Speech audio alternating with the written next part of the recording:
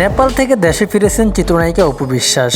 বেশ কয়েকদিন আগেই তার শিকার সিনেমার শুটিংয়ের জন্যই নেপাল গিয়েছেন এই নায়িকা। বেশ কিছু সিনেমার শুটিংও করেছেন নেপালে, কিন্তু গত ২৬ তারিখেই নেপালে ভয়াবহ এক দুর্ঘটনার শিকার হন নেপালবাসী এবং পর্যটক যারা রয়েছেন সবাই। হলিউড বলিউড সিনেমার মতোই সবকিছু চুরমার করে দিয়েছেন পাহাড়ি বন্যায়।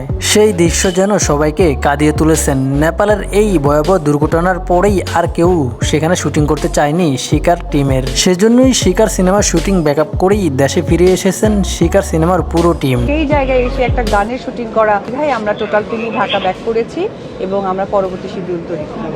গানের টোটাল পার্টটাই বাকি আছে। যখন এই প্রাকৃতিক দুর্যোগটা দেখলাম, আমিও তো একটা মানুষ এবং যাদেরকে আমি চিনি না তারাও তো মানুষ। তো অপু বিশ্বাস জানান, আমরা আমাদের মানবিক দিক থেকেই সেখানে আর শুটিং করতে রাজি হইনি, কারণ এত বড় একটি দুর্ঘটনার পরে আমরা সেখানে কিভাবে শুটিং করি। অপু বিশ্বাসের সাথে সাথে নিখোঁজ থাকা সেই কলকাতার কৌতুক অভিনেতা তিনিও ফিরেছেন তার দেশে। তিনিও জানিয়েছেন সবার প্রতি কৃতজ্ঞতা যারা তার প্রতি ভালোবাসা দেখিয়েছেন। বড় চিন্তায় ছিলেন নাকি যে আমি শুটিং করতে গিয়েছিলাম পোখারাতে এবং সেখানে শুটিং করতে গিয়ে আটকে গিয়েছিলাম, এটা ঠিক কথাই।